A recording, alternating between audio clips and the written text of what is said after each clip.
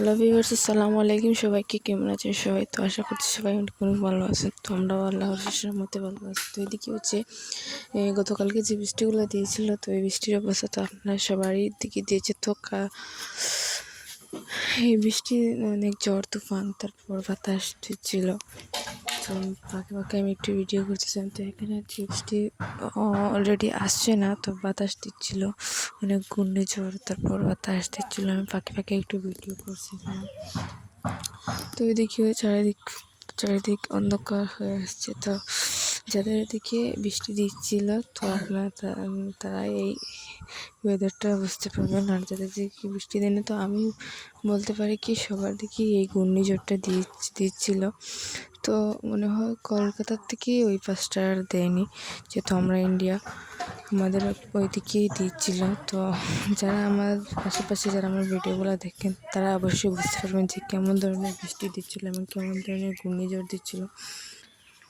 তো এদিকে আমরা হচ্ছে বাইরে থেকে বৃষ্টি আসতেছিল, তারপর করে এসে চারটা মাছটাকে এক্ষুনি কিনে নিয়ে এসেছিল বৃষ্টির আগে। একটা মাছওয়ালা যাচ্ছিলো, তো ওদের কাছ থেকে কিনে নিয়েছিল। তারপর আমি এখানে হচ্ছে শাক কাটতেছে, শাক ভাজি করবে আজকে। তো ওগুলো অনেক ইচ্ছা হচ্ছে শাক খাওয়ার জন্য। তারপর এদিকে হচ্ছে রান্না করতেছিল, ওটা হচ্ছে পরদিনের ব্লগ। তো আমি বৃষ্টির দিনে একটু ফাঁকে একটু ভিডিও করতেছিলাম। তো আর সেখানে কোনো ভিডিও করা হয়নি, যেহেতু চারদিকে অন্ধকার চারিপাশটা।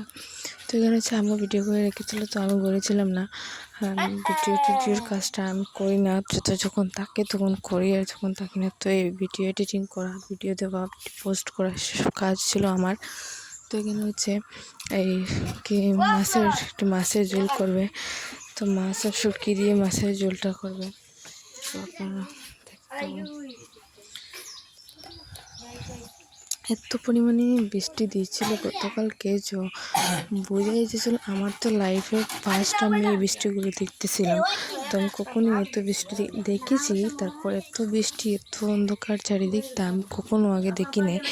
তো এত কারো এই ঘূর্ণিঝড়ের মধ্যে যাদের ঘর টিনের ছিল, যাদের ঘরে বাঁশ দিয়েছিল, তাদের ঘর হয়তো বা নিয়ে গিয়েছে, সেটা বলা যায় না। অনেকেরই ঘরের টিন উড়ে নিয়ে গিয়েছিলো, অনেকেরই বাঁশ নিয়ে গেছিলো, এসব আর কি।